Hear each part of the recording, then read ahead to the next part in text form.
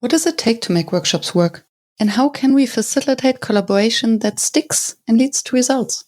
My name is Miriam Happness, and with the Workshops Work podcast, I'm on the mission to find the magic ingredients that make workshops work. Today with me on the show is Dave Gray, and we explore creative work, facilitation from the different angles. And I feel very privileged that he has shared his experience of not only building Explain as an agency, scaling it, what he has learned from and what has led to writing the book, Gamestorming and Liminal Thinking, and what his endeavors and challenges are nowadays building a community of creatives. So stay tuned. And by the way, if you don't have pen and paper at hand to take your own notes, scroll down to the show notes to download my free one-page summary. And now, lean back to be inspired and to learn about business building and facilitation and community building and life. Hi, Dave. Welcome to the show. Thank you. I am so excited to have you here. I am excited to be here. So that's two of us. Yes. And I think you have, inspired and impacted the world of facilitation, unlike few others.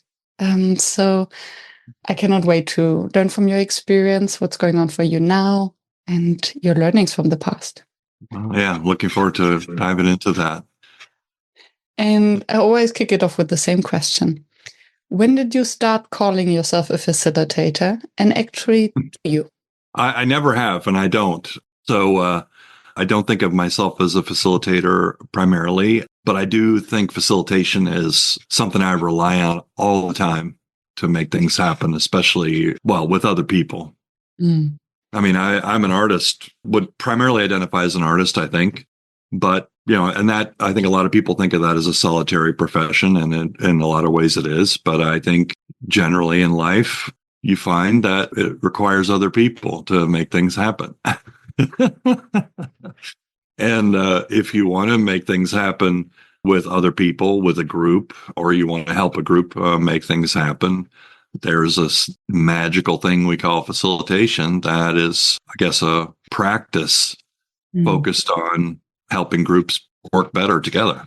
So I kind of discovered, by being in meetings that were not facilitated, that there was a need for something. And it started when I started my company, and I started to do work with groups, especially groups in large organizations, but small and large too, that in order to get the work done that I wanted to get done, there was going to be this element that had to be a part of it.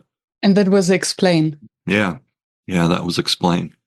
And I find it fascinating that and it makes me very curious that you don't identify as a facilitator and still you're inspiring so many facilitators and you use facilitation. And somehow the curiosity came up for me, what becomes possible if you take away the label of facilitator and use it only as a means? I guess, in a way you might call that leadership. Love that. Yeah, I truly believe that facilitation and leadership skills are almost, when we take away the content, that leaders shall also have, in the best of all worlds, some knowledge about. If we're not talking about the subject matter expertise, I think it's almost 100% the same, what we call facilitation skills and leadership skills. Yeah, there was a guy, his name was Michael Doyle, who was a mentor of mine. He wrote a book, I think it was published in the 1970s, called How to Make Meetings Work. It was a super popular book at the time. And I'd say maybe a precursor to Gamestorming. And one of the main points that it was actually, in a way, possibly the book that made the case for facilitation in the first place as a thing. And the main point of that book, or my main takeaway from it, was that in any kind of business meeting, you have power and you have process. And power is the hierarchy, the pecking order, the structure of who is in charge of, whatever. And the process is the way that you work together. And The point that he made in that book, he and David Strauss, who was his co-author, was that power in process. The person who has the power in the meeting is not necessarily the best person to control the process of the meeting. And so they made the case for process, I guess you could say a process owner in the meeting, which they call the facilitator. And some aspects of that book are a little dated now, but it's still a great book. It's still a great read. And it still has a lot of resonance, I think, for me. And out of that book, they started a company called Interaction Associates, which was one of the first. I believe they still exist there in Boston. And they made a business out of training people to do meeting facilitation. When I was starting my company in the early 90s, I don't know that there was facilitation was necessarily as much of a thing as it is today. I mean, if people said facilitator, I don't know that anyone would know what that meant at that time. The vision in the original book, by the way, was that every company should have a facilitation department. Amen. So this kind of gives you a picture of the way corporations operated in those days. And the idea was you would, whenever you had an important meeting, you would call someone from the facilitation department and they would come and do it.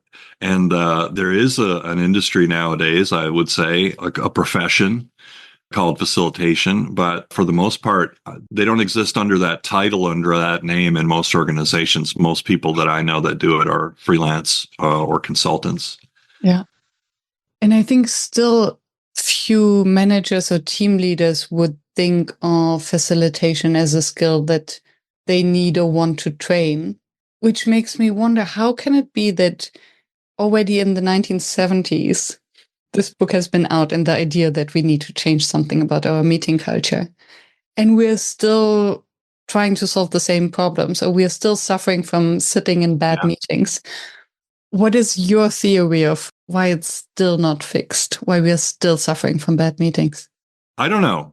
This is the first answer, but to speculate a little bit, I think even though people complain about meetings and there are a lot of badly run meetings, I don't know that the pain is so great that it's worth money to people to change that. But I honestly don't know. I think when a meeting goes well, I don't know that people necessarily credit a good facilitator with that. When it goes poorly, I don't think that people sit and say, oh, well, if we'd had a facilitator, it would have been better. I think most meetings are not high profile enough that you would have a budget to go hire someone to come and help you run the meeting well. Maybe there's an expectation that we already know how to do meetings. We've never experienced it better. And I don't think that a facilitation department can be the solution, or that we need to hire external facilitators. That's so not sustainable. Yeah. And personally, I believe that anyone who has meetings who they, let's say, are the owner of, or that they need to make happen, should think about the structure and the order of the meeting and think about what they want to accomplish and design the meeting to get what they want out of it. But I think most people, they either don't have the time, they don't make the time, they don't see it as a priority. They show up for the meeting and they wing it. Yeah.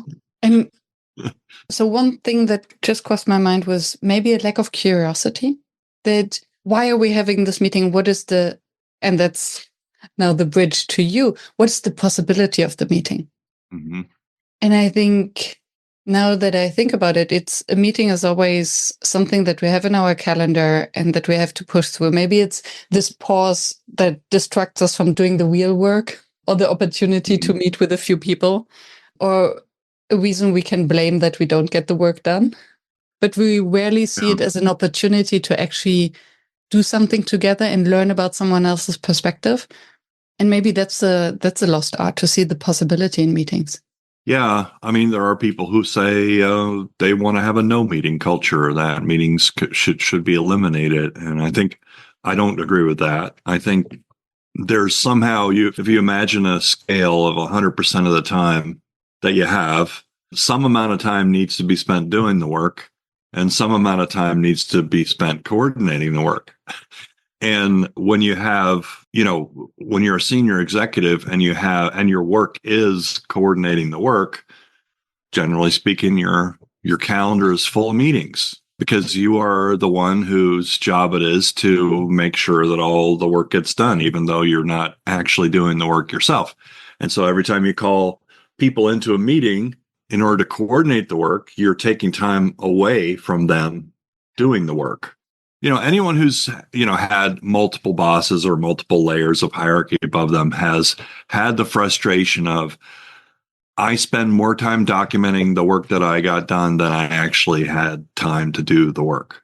Mm-hmm. And I think there's a really important piece of this, which is about, if you can be more efficient with your meetings, or if you can actually get work done during the meeting, then you're reducing that. Because coordination, it can be oppressive. And if everyone has to document everything and, you're in a senior executive and all you're doing is looking at reports, well, how much time are people spending making the reports on what they got done as opposed to actually getting stuff done? I guess I'm kind of rambling, but I think it's really important. One of the things I think is great about a facilitated meeting is you can actually get work done in a facilitated meeting, whereas most meetings are not about that. They're not about getting things done. They're about coordinating, organizing. Well, if you do this, you do this. Yeah, and very rarely the time of everyone is actually used effectively, because if we're all coming together at the same time, everyone should be there to get something done. If someone is not actively participating, then it could have been asynchronously.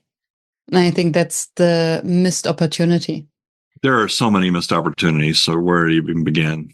Yeah. And I think, one of the things that I feel is that if you look at all the meetings that exist in organizations, it's a very, very, very small percentage of those meetings where a company can actually justify a budget to bring in a person to facilitate. Usually they're meeting a lot of people or executive team or conflict-ridden environment or something where we feel like, oh, well, we need an outside person to help us.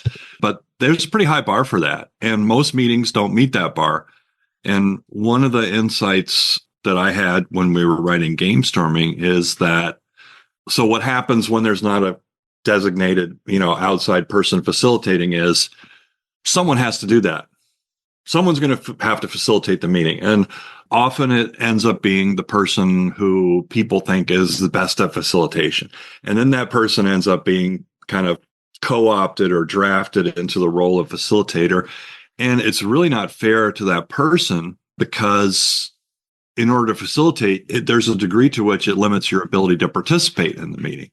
And one of the reasons for Gamestorming and one of the reasons that we called it Gamestorming is if you, for example, are playing a game of Monopoly, the facilitator of Monopoly is the banker.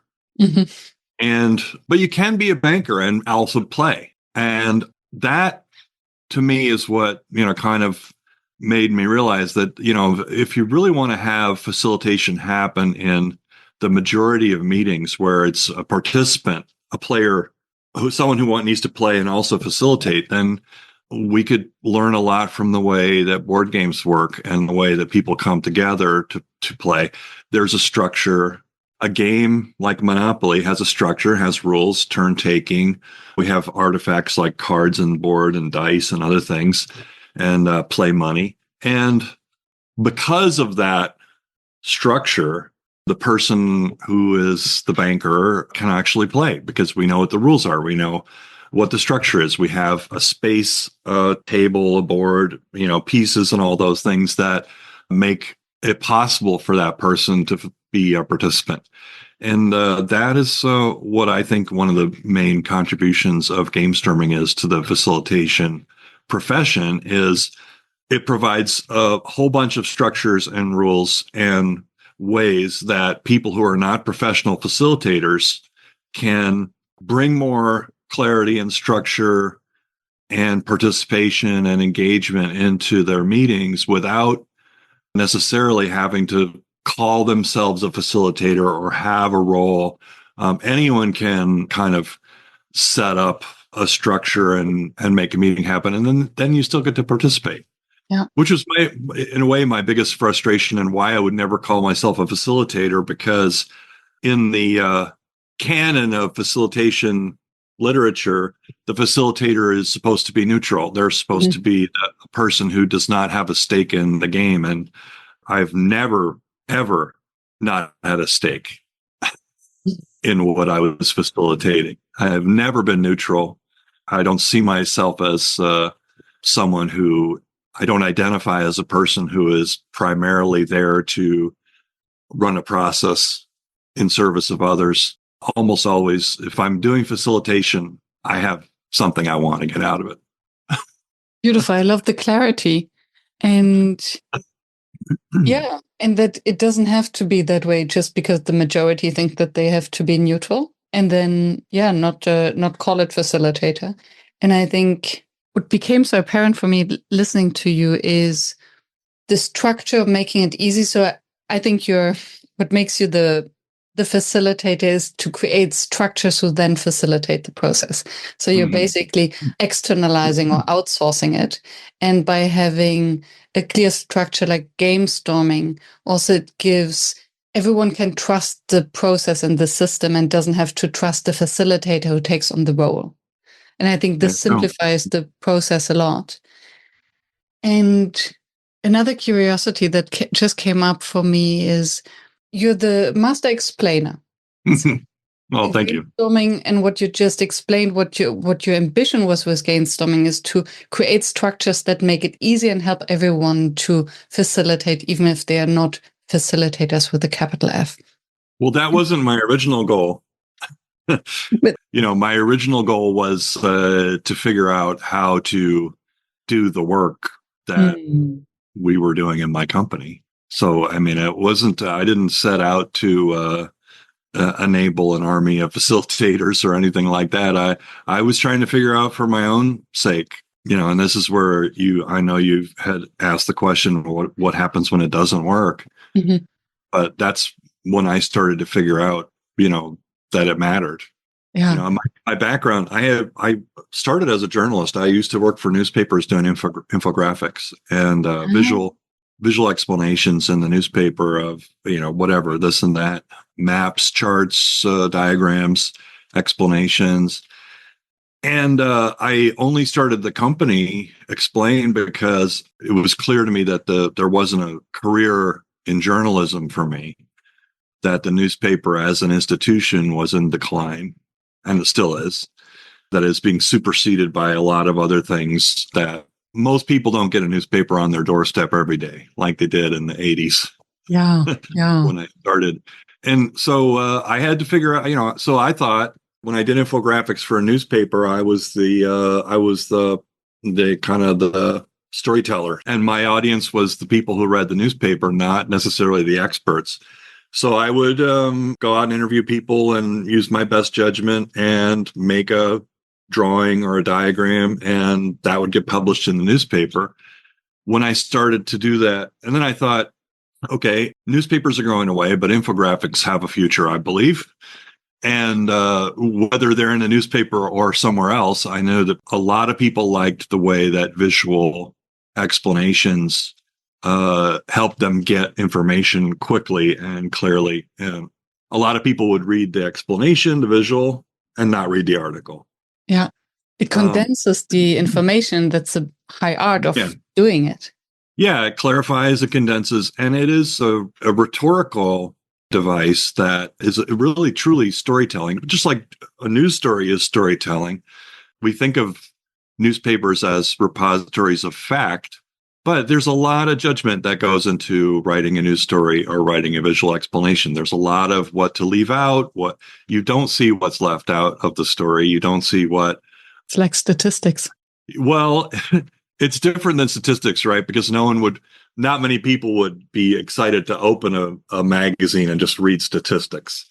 But a visualization of statistics, you don't know what's left out. And that's right. It is storytelling because you can change the scale and the perspective. Yeah, absolutely true. And so what I thought was, okay, I know how to do infographics. I can do them for business.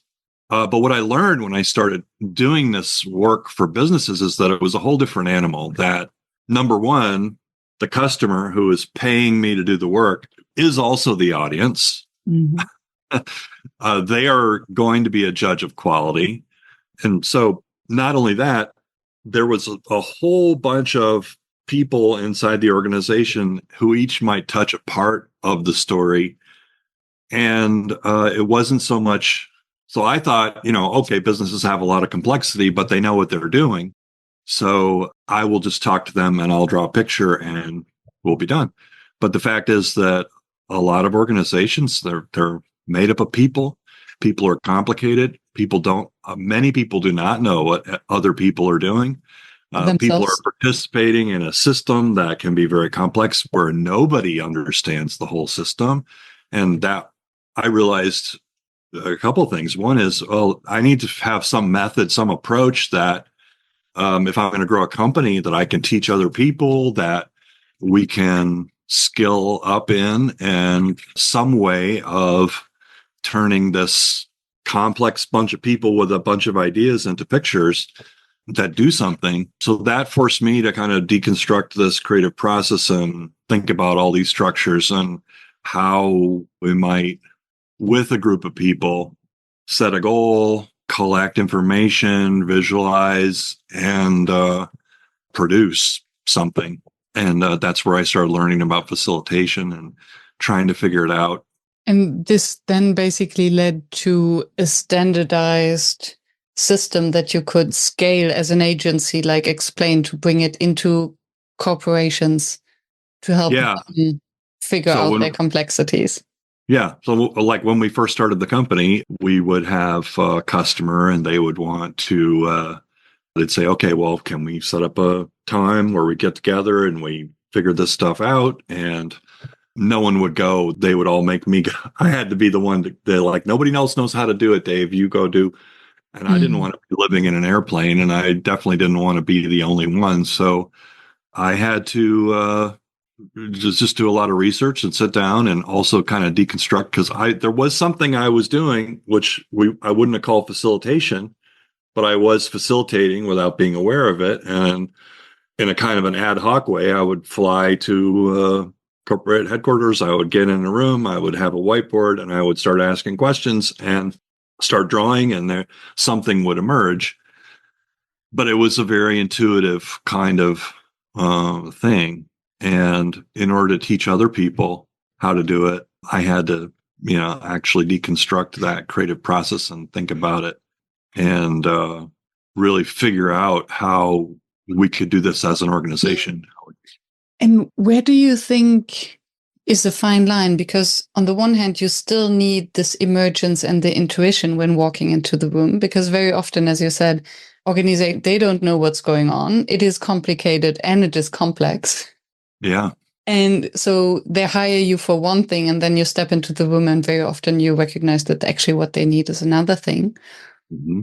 So how do you then manage to train people to deliver basically, or to use a standardized way of doing that without giving up the sense of emergence and intuition?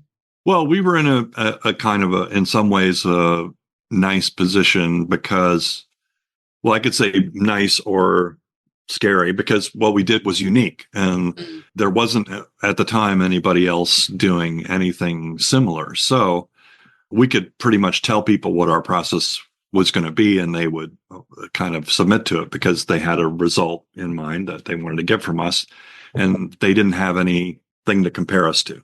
So that gave us a little bit of leeway. But I would say, yeah, often things change during the process of creating something. I think one of the best mechanisms or methods, and the one that I go back to and I always use whenever I'm pulling people together for a project, is the empathy map. Because there's always work to be done if you're bringing people together to do some work. There's the work that has to be done, and there's the result that you hope to get from it. And there's always a customer of the work. I mean, often in a large company, that customer is someone inside the company, is a boss, or, it's not necessarily a customer outside the organization. But there's always someone for whom the work is being done for. And over time, I figured out that the first and most important thing to do is to figure out what is the result that we want, not in terms of specifications for the product, but what the product should do or what the thing should do. And there is always a customer, and there's always some kind of behavior change that you want to see. And so we were about delivering understanding. But if people understand something differently, there's a reason that you want them to understand something differently. And usually it's because you want them to do something differently. Mm-hmm. So let's say you make printers, and you want to make sure that when people get the printer, they use it right and they don't break it. Okay, so that's a behavior that you have a behavior in mind that you want to do. You want to have someone be able to open up the package, set up the printer, and get something printed as quickly as possible. The empathy map is a way for a group of people. It's a tool that allows a group of people to get aligned about, okay, who are we talking to, or who are we making this for? If we do it right, what is the behavior that we expect, that we want to see? If it's the boss, maybe it's that we want the boss to fund our project and give us time and space to do X, Y, and Z. Or if it's a end customer, we want them to use the product correctly, or we don't want them to break it, or whatever that is. So the empathy map is a tool for getting alignment in a group. Who are we talking to? What's the behavior that we want to see? What is going on inside their mind? What matters to them? What are they thinking and feeling? What are the pains that we're going to be addressing or helping to relieve? What are the gains that we want to see them get? And, it turns out it's a really good way to get a group of people indexed to, okay, why are we here?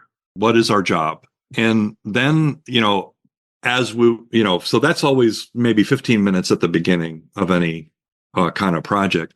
The first thing that it does is it gets a group of people aligned and indexed to why we're here and what our job is, what we're here to do.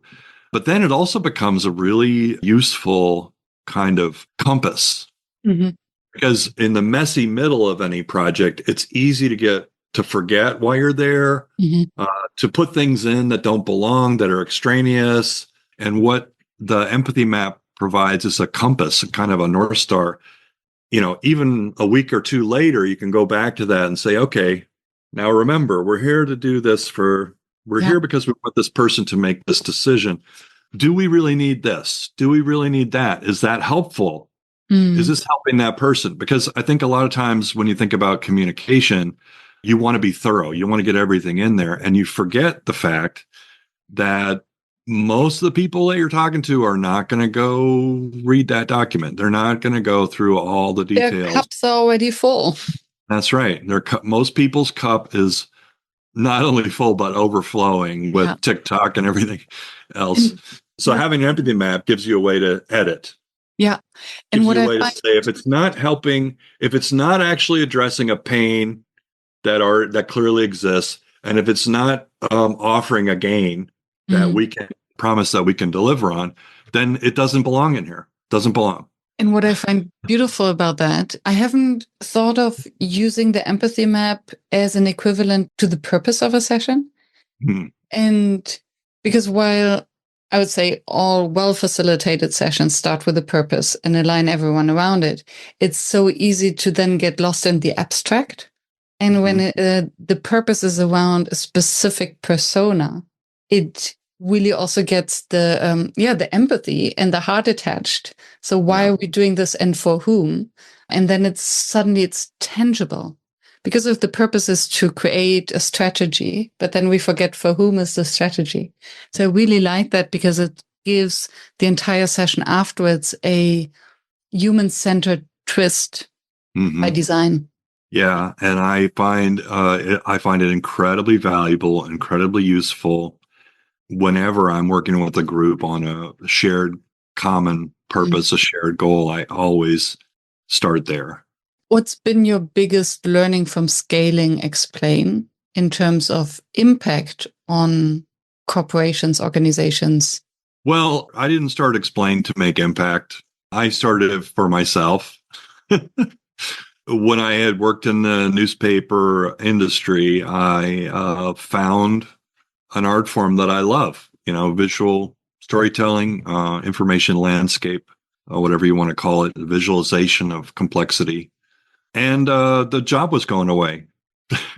So I needed to find, just like I guess Da Vinci needed to find patrons to pay for his, room and board while he made designs. I needed patronage. I needed a way to support this work that I wanted to do. And in what I found was that I found my patrons in large and small and a lot of startup organizations that had complex information that they needed to share in a very short period of time to a semi-disinterested audience.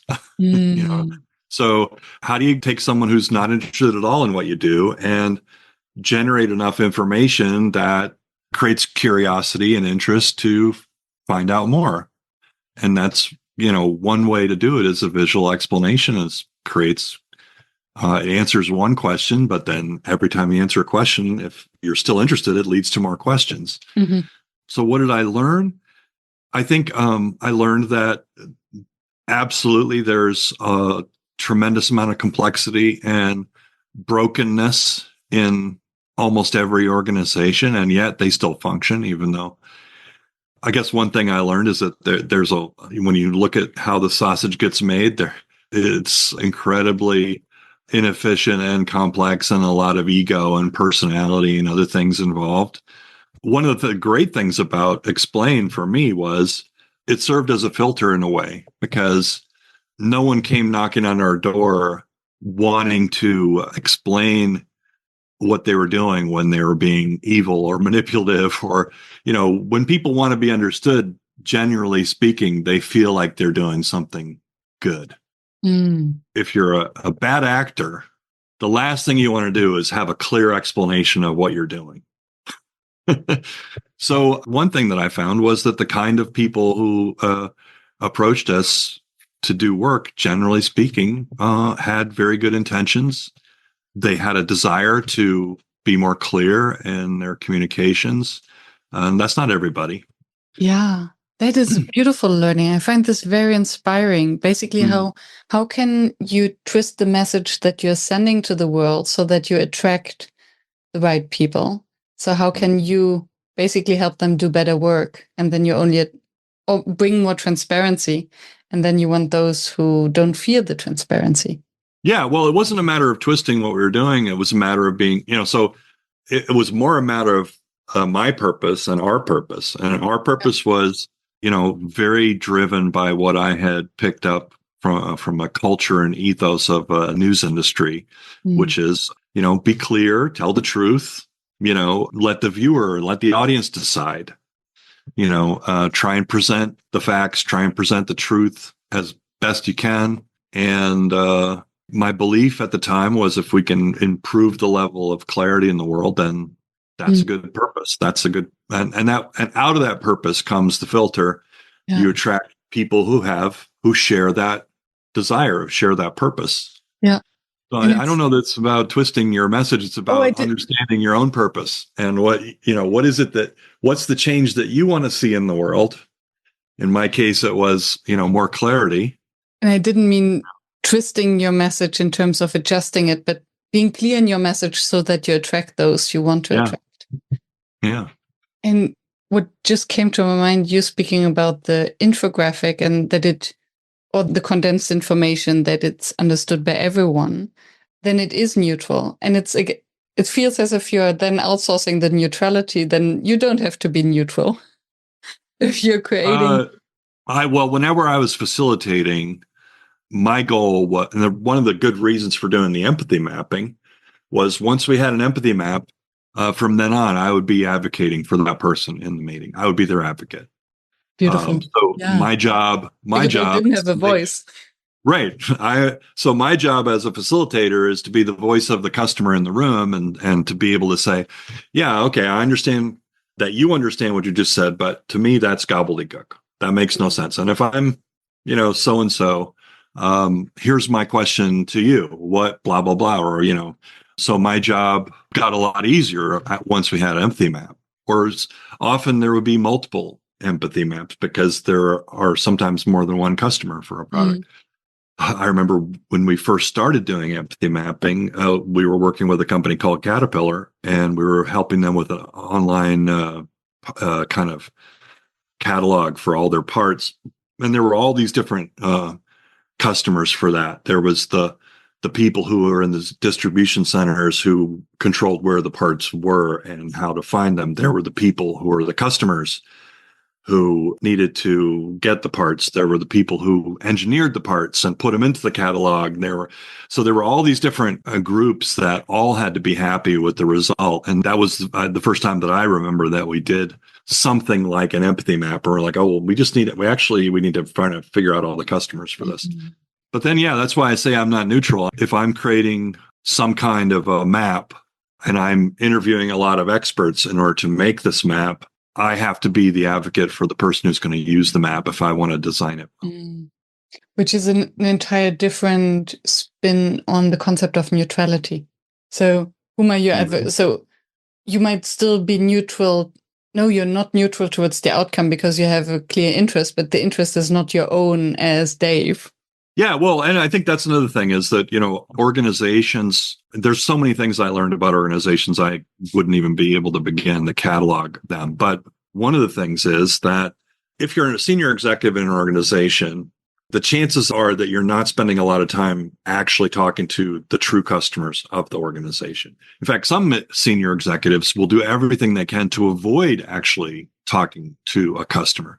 And so if you are a senior executive and you've been in a company for a long time, maybe you started in a customer facing role, but then you got promoted to manager, and then you got promoted to district manager or regional manager. And now 20 years later, you're working almost entirely with people inside the organization. And the fact is, though, that customers change and they evolve. And what was true for you when you were on the front line 20 years ago with the customer may no longer be true today for the person who's on the front line dealing with customers. So sometimes, especially in a consumer-facing organization, but often in B2B as well, one of the values of having an outside facilitator come in is they don't have all that insider knowledge and jargon and perspective. And so in some ways, they can be a better representative of the customer than anyone inside could possibly be. They don't have any conflict, internal conflict about, okay, I know would be good for customers, but I know it'll never work here because the boss, blah, blah, blah, or whatever. And it would even be true for internal customers, because nowadays there are very few careers who actually happen inside an organization, but people move around. So they might be someone working on the product with the customers in one organization, then moving to a manager in another organization. Mm-hmm. So this not only moves them further away from the actual user of the product, but also from the internal client. Yeah. And I mean, really, the only thing that when you have the larger the organization, the more complex it is, the more people are doing different kinds of jobs, the harder it becomes for people to coordinate. But the one thing that they always have in common is the customer. I remember one time I was talking to the director of communications for a hospital, and we were going to do some work. And I asked her, who can I talk to that understands the whole patient experience in the hospital? And she said, the patient is the only one. There's no one else. And that I think is not uncommon. That the only person who truly understands the experience of a customer is probably the customer. Because, you think about any organization of any size and complexity, well, let's say I call the cable company because I want them to hook something up and I'm a new customer. Well, I know I'm going to get to talk to someone right away because they're going to prioritize that. But if I'm already a customer and I want help, there's a whole other number I have to call and a whole bunch of hoops I'm going to have to jump through. And that's because a cable company is a leaky bucket. They're always trying to bring in more people and they're always losing people, but their focus is on bringing in the new people, not on hanging on to the people that they've already kind of captured. Yeah. And then once we're in the company, we have the selective perspective anyway, because we only see what's relevant for us or what we want to see, what confirms our belief system in the first place. There you go. And then even if we want to understand or want to describe the full journey, we won't be able to do that just because of how our brain works.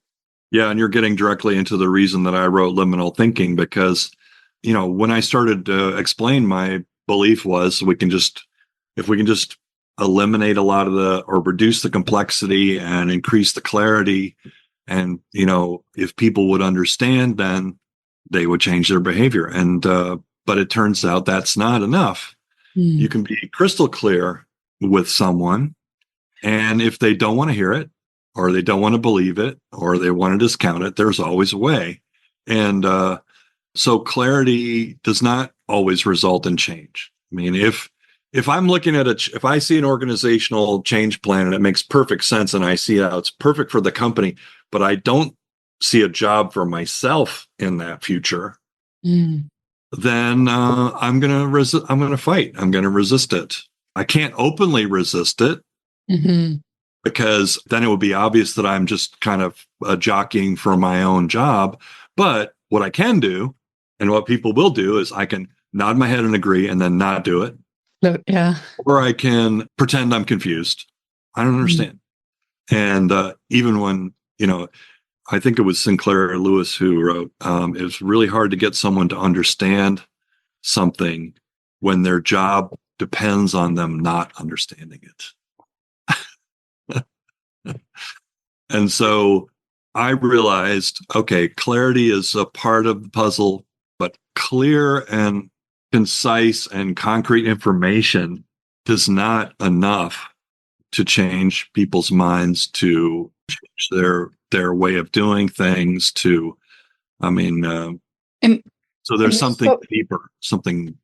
And most probably it would change their behavior. So if I know that my job depends on it, that I don't understand, and then, as you say, I will pretend, and then I change my behavior in order not to understand and to boycott the system. So it is a change, but not in the right direction, in the direction that is wanted.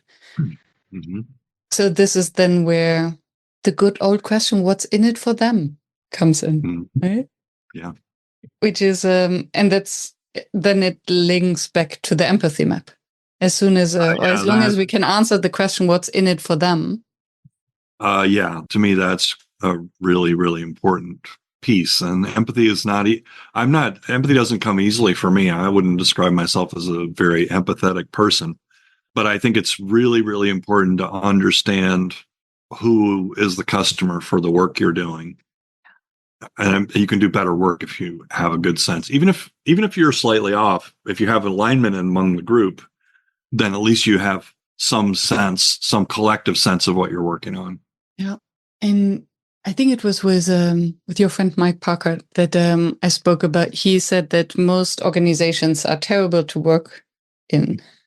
Yeah. Because they're driven by fear and they lack this transparency of what are we actually talking about. And then it's very difficult to have alignment if nobody dares to speak out what we want to have alignment on. Yeah. What I'm fascinated about is the work you're now doing as a Possibilitarian. Yeah. And it looks from the outside, I still haven't managed to meet your fireside conversations yet. But it looks as if instead of trying to change organizations from the inside through an agency, it almost looks from the outside, this is what I observe, and please correct me when I'm wrong, that it's almost like a guerrilla system or a Trojan horse system of collecting individuals who want to make change possible, and then to collectively induce a new vision or possibilities. Oh, that's really interesting. Yeah, well, what am I doing? I sold my company a couple of years ago, so that, kind of put me in a position of what am I going to do now? And I have, for better or for worse, in the process of starting a company, I learned that if you can, like I said, when I started the company, I was looking for patrons, right? Or, customers. I realized that we all have to make a living somehow. And I had a mentor of mine once said to me early on, either you learn how to sell or you're going to work for somebody who knows how to sell. Mm. Those are your two choices in life. And that I think of that, selling is a dirty word to a lot of people. A lot of people don't feel like they should have to do that, or that is something that they want to do. But I think of it as creating customers and creating opportunities for people to do things, to choose things that they might not choose otherwise. So for me, one thing I learned in starting a company is the value of having customers that you have a direct relationship with and that you can understand. And so there's nothing like a customer relationship. There's no other kind of relationship that's like it. You have a relationship with your family, you have a relationship with your friend, your spouse, but all of those people have an incentive to lie to you. Customers generally will tell you the truth. I've never looked at it in this way. Well, so again, for me, like, it's always been very important to have some kind of feedback mechanism, some kind of validation that what I'm doing is valuable, that it's worth something, that it means meaningful to people. And, starting a company, I learned that the discipline of creating customers is also a very personal discipline of making sure that what you're doing is worthwhile, that it's worth something to somebody. And, like, of course, your friend's going to read your book, right? Maybe even, of course, your friend's going to buy your book, even if they wouldn't have bought it in a bookstore. And then your friend's going to tell you that they loved your book. The mom test. Yeah. But that doesn't make it a good book. What makes it a good book is when a stranger that you haven't met before reads it and is changed in some way, or has an experience that was meaningful to them in some way. And that's a customer. And, you may not think, an author, you may not think that they're in sales, but, the fact is that, the author is the primary person who's in charge of marketing and selling a book. The publisher doesn't do that much other than put it in a bookstore, unless you're Obama and, they want to put a budget behind it because they know you already have a big audience. And what do you do when you write a book is, again, you're creating a choice for people, something to do with their time that they wouldn't have had if you hadn't written that book. And so for me, I don't think of it as sales. I think of it as building a relationship where I know that the work that I'm doing is valued. So when I set out to start Explain, again, it was for me. I needed to make a living. I didn't see a career path in the newspaper industry that was exciting to me. And I didn't see another job out there. So I was kind of a reluctant entrepreneur in that way. I was an artist who had to find customers, and found them and learned a lot in the process. The first book I wrote was about selling, actually, learning how to sell. So when I sold my company and I was thinking about what I wanted to do next, one of my design constraints was I have to do something that's valuable, that means something, that's not just meaningful for me, that something that has customers. And quick observation, what I find interesting, the first 2 times when you started at the newspaper for the infographics, and then when you started Explain, you both times said that you started doing that for yourself. And now this time, well, the first time, if I understand you correctly, that you actually thought you wanted to do something meaningful for the outside world, for the others. Well, in order to do something for myself, I have to be meaningful to others. Okay. So everyone has the challenge of creating their life, right? And, we have essentially, if you have to make a living somehow, then you have to make choices. And the most common choice for a lot of years has been finding a job, which is about fitting in. Every organization has a system. And when they look for people to hire, they want you to conform to their system in some way. Mm-hmm. And in a way, that is, if you get a job and you have a boss, then you have a customer. That is your customer, your boss. And your boss is not going to lie to you probably that much either. So that is, your customer is the person who signs your check. So you're always going to have a customer.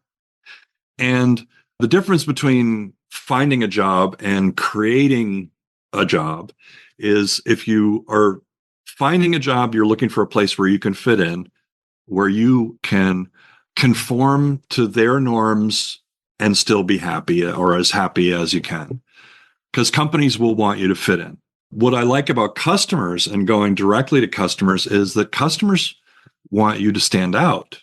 They don't want you to fit in. Customers are always curious. How are you different? What makes you unique? What makes you special? So if you want to create a life for yourself that is not about conforming, but about finding your own special, unique, original approach, whatever is unique and original to you, then I think it makes sense to focus on customers, not companies, for where you're going to make your living from. That's a lot more difficult. It's much easier to kind of say, okay, well, here are the jobs that are available. My favorite is that one, and then that's how I got into the newspaper job, which I loved. And I would have done forever if that industry had been in a growth mode. I would have stayed. I would have kept doing that. But I didn't. And I was in the dilemma of having found a job that I loved and didn't know where the customers were going to come from. But I had enough confidence based on the experience I had. I don't know. I had maybe a unrealistic confidence that I can figure that out. And we did. I did, with help from a lot of friends. So again, when I say create a customer, that is somehow trying to find an overlap between what you do, what you want, and what other people are willing to pay for. Because one thing I learned in growing Explain is you will never be able to sustain your energy over a long period of time unless you really like what you're doing. Unless you can do it, joyfully, and it's fun for you and it's exciting, because there's a lot of obstacles and challenges and other things to overcome. So when I sat down after all that experience to start something new, I had a lot of constraints in mind, a lot of constraints. Number one, had to be something that I could do joyfully every day. That I could, it had to be something that I was excited to do every day. Number two, I didn't want to be a consultant for large organizations. I wanted to do something that was accessible to anyone, pretty much. So that gave me like a idea of Netflix level pricing. I wanted to be as easy to buy as Netflix. Okay. Which means now I can't just get one or two customers. I have to get hundreds of customers. So in order to make it accessible, that was another decision. Okay, so what can I do joyfully that would be valuable enough that other people would pay, like at least what they would pay Netflix to experience it? And then I had a couple other constraints. Another constraint is I didn't want to travel. I had enough of, business travel, and I've loved the visiting of other places, but the process of travel is exhausting. More so even, after COVID and after 9/11, it's just onerous. It's something I like to do when I want to do it, but I don't want to have to do it. Mm. So that means it had to be virtual. Another constraint I had was I didn't want to have employees. One thing I learned that I didn't like in growing a company was being a boss. So I needed to do something that I could do that was accessible, that was affordable, that I could do remotely, that I could do joyfully, that people would be willing to pay for.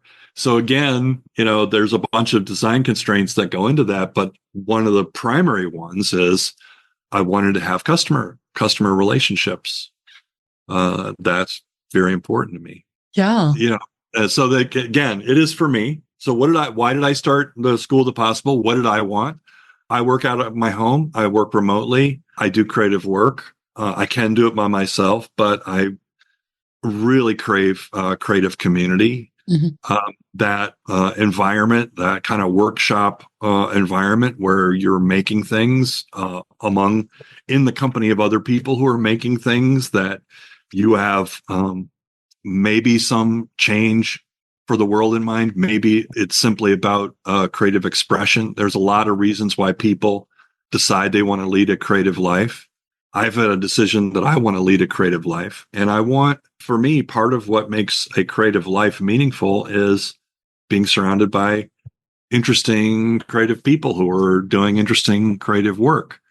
And so my wife and I had just moved, or we were about to move across the country from St. Louis to Portland. So I had no real social network in that local region where we're going to move to. But I did have, after 30 years of doing business consulting and doing lots of keynote talks and workshops, I had made a lot of interesting friends, authors, and a lot of times when there's an event, they have a speaker dinner. So you get to meet all the interesting people who are going to be on the stage and you get to know them a little bit. So I had, as you could say, an asset, I had this collection of interesting people that I'd remained connected to over the years that maybe might also feel this need for creative community. So I started this. And again, if I were to go, I could always have, if I wanted to be a teacher of possibility or creativity, I could have gone around looking for an organization to join. But again, there are so many things wrong with the world. There are so many the systems of education that I think are just wrongheaded, and I had experience. I had 3 or 4 years where I was teaching at a university level. I just, really didn't want all that baggage. I wanted to have the freedom to explore. Okay, so let's say we're now post-COVID. What is a global creative working studio kind of community look like? What does a school look like if we know that we don't need ivy covered brick buildings to have a school anymore. We know that higher education is way out of, at least in the US, way out of whack between what it costs and the value that it brings. A lot of people are questioning that.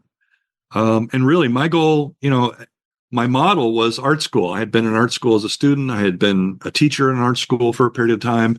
That was, for me, a really great experience, being around creative people, all seeking their own kind of personal self-actualization, but doing it as a group. Mm. So yeah, that was kind of where it started. And this campfire call that you referred to, it's not really a fireside chat because I'm not usually I'm more, people come in and I set a few ground rules and then I do put them into breakouts. And they talk about whatever they want to talk about within the scope of creative energy. I ask people to leave their ideology and their advocacy at home and focus on what they're curious about and what they're interested about, what they're learning about, what they're inspired by. And that was the first kind of piece of this creative community is, can we just get people to show up on a Zoom call and talk about creative energy and the things that they're working on? And it's been about a year, a little bit over a year that I've been doing that. And that's the highlight of my week. I look forward to that. But those people aren't quite customers. It's a creative community and we talk about a lot of interesting things, but it's still not enough for me.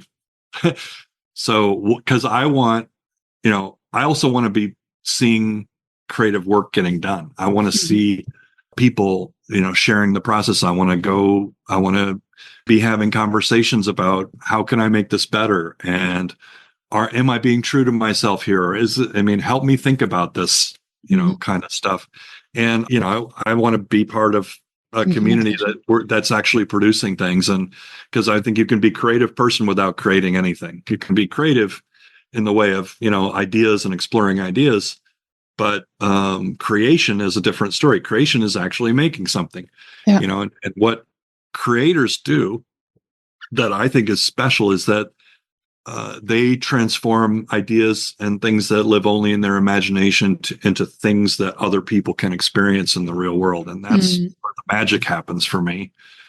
So this fall, I'm doing a little bit of an experiment called Project Studio, where we're from the people who are talking about creative ideas, some subset of them joining a cohort where we're actually going to, in 6 weeks, we're going to move, we're going to actually work on our projects and get things accomplished and get them done.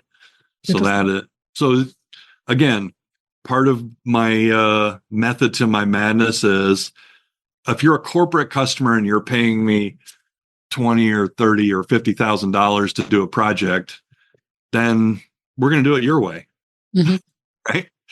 But if you're paying me $20 a month, we're going to do it my way. Mm-hmm. And you can sign up or not. And that was a big factor in my decision to make Netflix level pricing, because that sort of sets a customer expectation, right? I'm paying Netflix $20 a month. I don't expect that I can call them up and change their programming. Yeah. I take it or I leave it.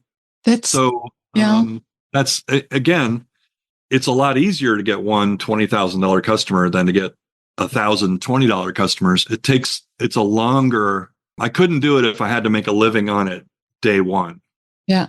But because I sold my company and I had basically a nest egg, I could focus on that. So that's the difference between, I guess, it's kind of like hunting versus farming. When you go out hunting a deer and you get a deer, you can eat tonight. Mm-hmm. But if you start a farm, you have to wait a year before you can eat. So those are two very different ways of making a living. Yeah. And creating a community of creatives, I think I can relate to that. So I started a community of facilitators. It's like herding cats. Well, and I guess if you want to create a community of cats, that's kind of, you're going to design it. Exactly. And the beauty of it is the unpredictability and the creativity and this force. Yeah. And it is crazy to facilitate individuals or facilitate a community. I think that's an entire different level. Yeah, I think of it, so one way to think about it is, if you wanted to move in this direction, you wanted to create your life, then that's why I think it's important to think about people as customers, so you want to be able to say, okay, why would someone do this? Why would they care? And I had the privilege of having a few books out and some workshops and some talks where I had a good number of people who had some kind of experience that I had designed, whether it was a workshop or a keynote or a book, that were willing to take that leap of faith, without me having a lot of specificity and description. When I said, let's all get together, that they're like, okay, well, he does interesting stuff. I don't need to know more, and it's a low bar. It's $20, a month. So let's see what he does. And that is very part and parcel of what I believe, which is that, there is no expert in the future, and all of us are in a way figuring it out. And, so it gives me an opportunity, and it's really fun to explore what's possible in online meetings without any existing, there's lots of great tools, but without having the burden of a bureaucracy or an organization. What can happen? Yeah. And and what can I do? Because I don't want to have employees and I don't want to build an organization. So it has to be something that I also is enjoyable, that fits into my lifestyle. So what can I do and how can I do it? Well, I enjoy meeting creative people. I enjoy being a part of their projects. I enjoy facilitating groups. I enjoy, so. And it makes me smile because the community that I created 4 years ago with the pandemic, I called it Never Done Before. And beautiful. The only condition for people, initially only podcast guests, to host a workshop at the festival was that they had to do something they've never done before. So nice. And I never wanted to start a community because of the commitment and. Yeah, it is a commitment. Yeah. And the crazy and the expectations once people pay membership. And then it's interesting because I then followed the exact opposite of your premise. I said, okay, I set the bar so high in terms of payment that those who do want to join, they're committed. And they put their money where their mouth is, and then they really have to actively contribute. So it was not a done for you community. People had to get in there and do something they've never done before. Nice. Yeah. And I'm well, everyone. I mean, that's the thing. There are so many elements when you start thinking about your life in terms of creating customers. Then you have all kinds of different design and structural decisions that you need to make, and every time you make a decision, it cuts off other possibilities. And yeah, so one of the reasons that I thought Netflix, number one, free doesn't work. I agree. Even if I didn't need to make money, free doesn't work because free is always going to come with ads or what, and it attracts the wrong people. It attracts those who who just want to lurk. They don't have skin in the game. Right. So, but $20, I have a friend named Chris Brogan. He said, $20 is the new free. So $20, if I paid $20 for something and I put it on my calendar, I'm probably going to show up, but I might decide, no, I don't want to, but I'm more likely to show up than if I didn't, pay for it. So that's part of it. But another part is, when I think, the reason that I come back to Netflix is, when I think about my relationship with Netflix, I don't feel like I have to watch every show to get the value out of it, right? Yeah. If I was paying a lot for it, I would actually probably want to be sitting down more and watching more of it. So, and I also, at that level, I don't feel like I have the right to, I have the right to sign on or off of their programming, but not the right to guide it or shape it really in any way. And I think that's part of kind of how I want to set expectations. I want it to be where you want it in your life. No, you don't feel like you have to do everything. You can't miss anything. You can pause on it for a couple of months and come back to it. It's not like it's something that is keeping you from doing other important things in your life. It's not a cost that is so dramatic. Yeah. But again, everyone has to have their own thought process around this. But for me, it was like, okay, I want to do what I want to do. It's got to be fun for me first. In order for it to be interesting and fun for everyone else, I have to be able to do it joyfully. If somebody bakes a cookie for you and out of love for you and out of joy of cooking, it's going to taste better than someone who cooked a cookie because they had to, because they had a job. Yes. So for me, that was a big part of it. And that was, like I said I did it for me because it had to work for me in order for it to work for anyone else. And I love your consistency on how you build things and scale them. And what I found fascinating just now is to follow your thought process on first, okay, what are the constraints? How must it work? What is a mental model that you can apply? And what is true for your product that is also true for them? And what does it mean when you translate it? And maybe there's another book in that.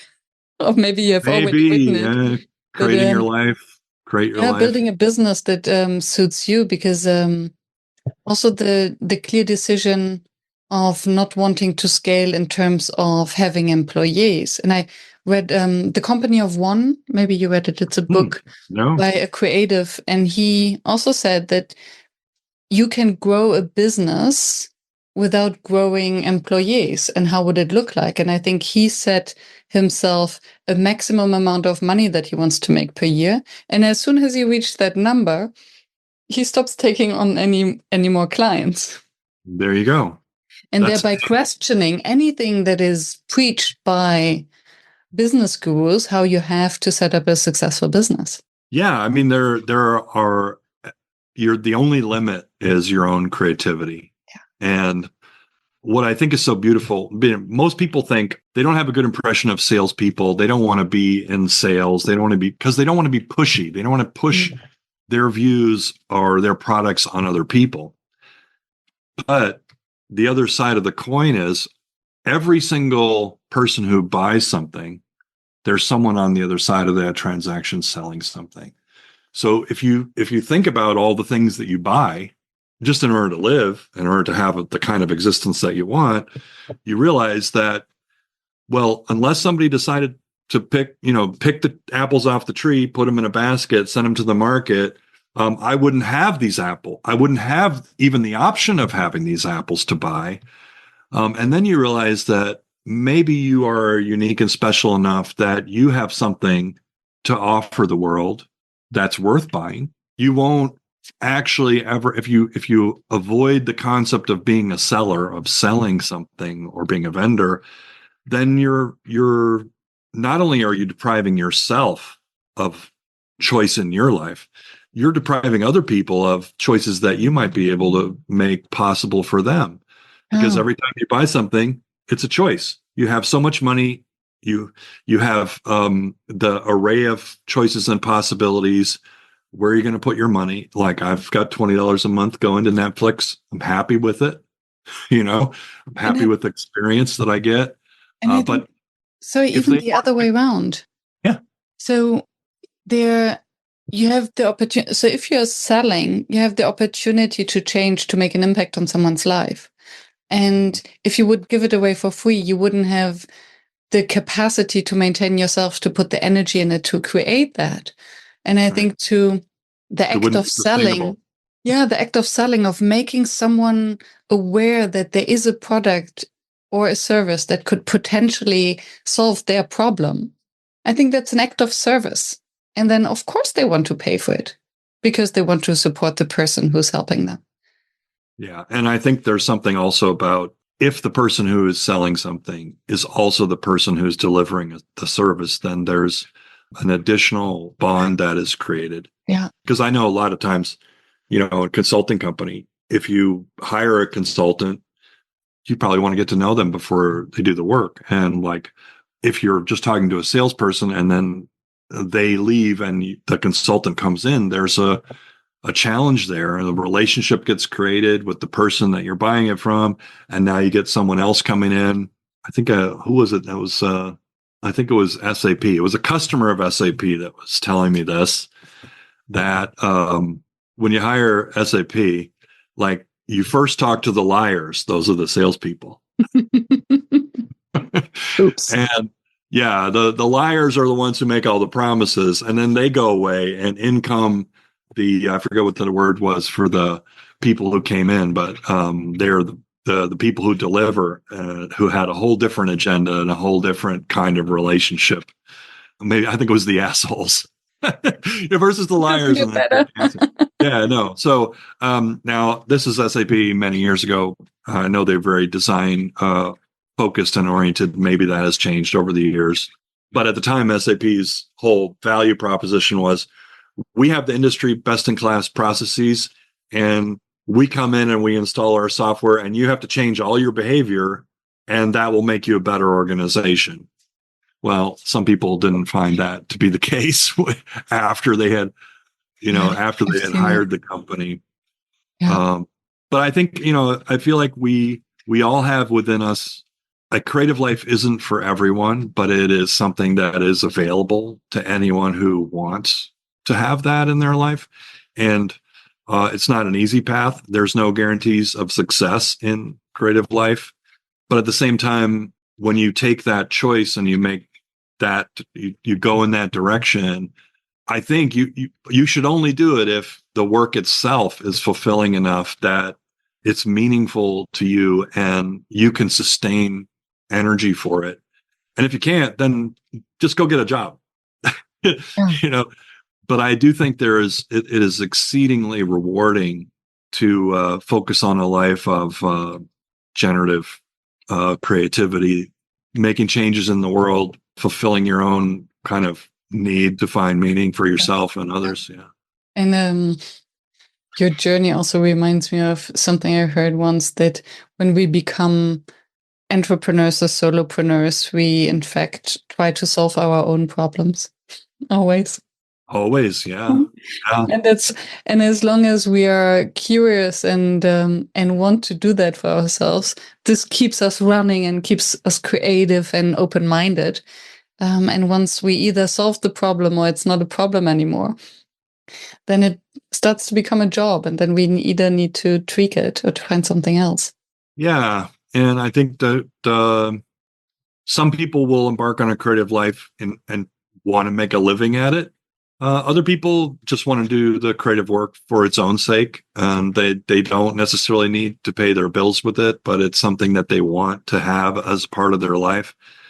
And so part of the philosophy that I had in starting the School of the Possible was, we live in a very unpredictable world. We can't predict what the jobs of the future are going to be, or what is going to be required, or what's going to be available.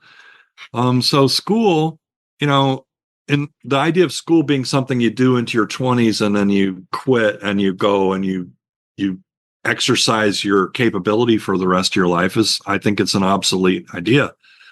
That's why I think, okay, well, school should be an option for everyone, especially a creative, yes, working kind of collaborative, creative community kind of a school where we're not teaching things that are known, but we're figuring things out together.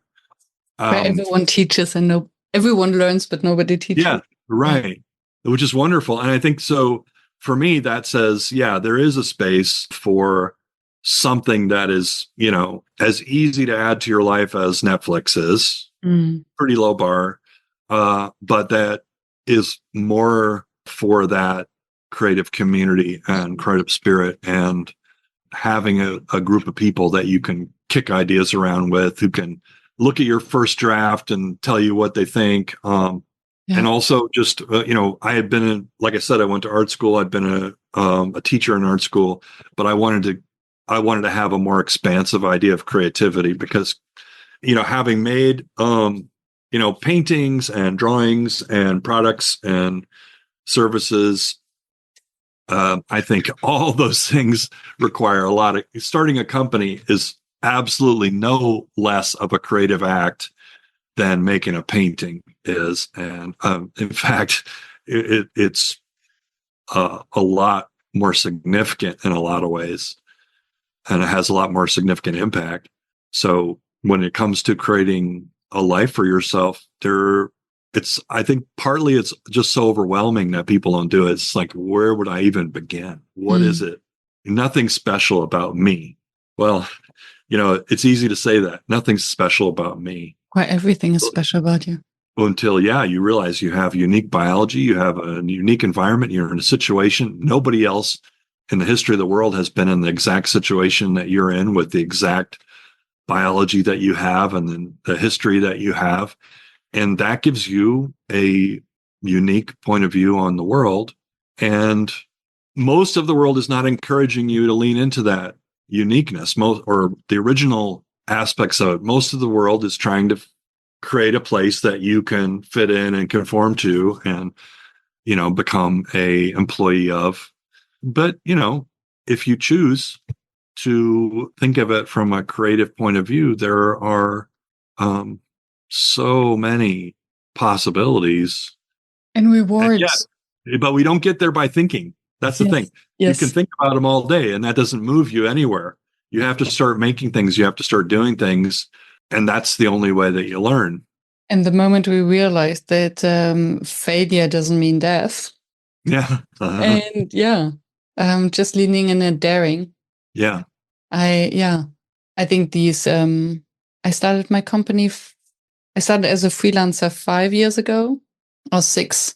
Now I have a company 3 years for 3 years. And I feel this year as if I graduated my MBA from entrepreneurship. Oh, wow. Good for you. I did all the failures, all the mistakes I could have possibly done. And next year I start the real company. So I can subscribe to that. What is the one thing that you would have wished you had known before when you started this entire journey, quitting the job at the newspaper? So I would have done things differently, of course, if I knew then what I know now. And one of the things that I regret is that I was starting something that was very unique. And, when you've got a business that's, young and getting started, you have a lot of people coming around that are ready to tell you that they're experts, and they'll help you fix it, and they'll help you grow it, and they know how to do it, and they know how businesses should be run. I was very worried about being the kind of founder who clung too closely to their thing and didn't listen. And I took a lot of advice and made a lot of mistakes. And I think I would have trusted my instincts more. I think if I had to do it over, I would have trusted my instincts and not trusted the experts so much. I mean, if they really were such an expert, they could have started they could do their own thing, right? So I know there's this buzz right now on the internet about founder mode and how maybe you haven't seen it, but there's a thing. A guy named Paul Graham wrote a blog post called Founder Mode, where he said the founders should have, in the early stages of a business, that a founder should have a lot more control and not delegate so much.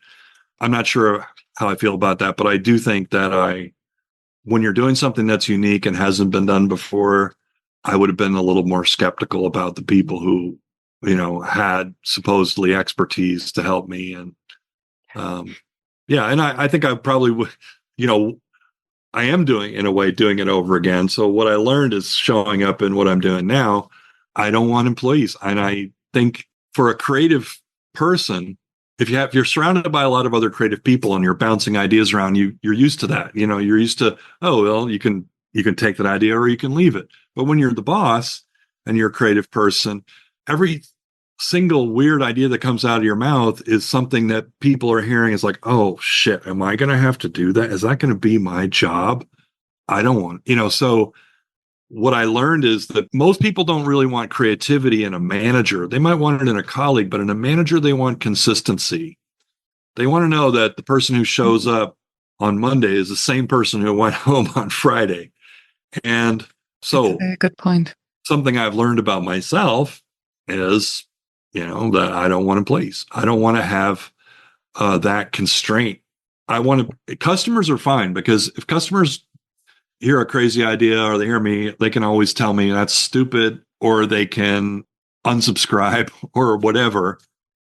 Customers are great, because it's a reciprocal mutual relationship, whereas an employee is a dependent relationship. So every time you hire an employee, you increase your cost and you have to sell more and you become a provider. Mm. So and nobody likes to be dependent on other people. So to a certain degree, nobody likes the fact that they have to have a boss, and nobody really likes, you might like your boss, but you don't like the feeling that someone else has control of your time necessarily. Yeah. So, if I did it over, if I were going to do it over, I would do it totally differently. I probably would never have hired employees. I would never, the company would look totally different. It may or may not have been successful. But in a way, the privilege I have is that I am able to answer that question because I am doing it over and I know what I'm doing different. Beautiful. What remains now in this new position, your facilitation challenge? Well, it has a lot to do with online. What do people want to do together online and to improve their creative lives, and how can I help that happen? So again, it's for me as much as it is for anybody. I want to get it up to a stage where I can bring my own projects. Right now, the school is my project, so it's hard for me to bring other projects into it. But I want to get it to a point where I can, like the Gamestorming facilitator or like the banker in Monopoly, where I can play as well as create the structure. Right now, I'm spending so much time and energy figuring out the structure that I can't play the game as much as I would like. So that's the big challenge, is to, figure out really with customers and members, whatever you want to call them, to figure out what we want this to look like. Yeah. And make it happen. Can I share a brain fart? Yeah, sure. And then I'm going to have to go. Yes. So from what you shared beforehand, you've always created the systems that would actually to outsource what you didn't want to do. So you create the visuals, the structures, the map, the neutrality. And now I'm thinking specifically of the platform Warm Space, and I would love to connect you, if it's interesting, with the founder. Sure. Which is a platform that facilitates the conversation.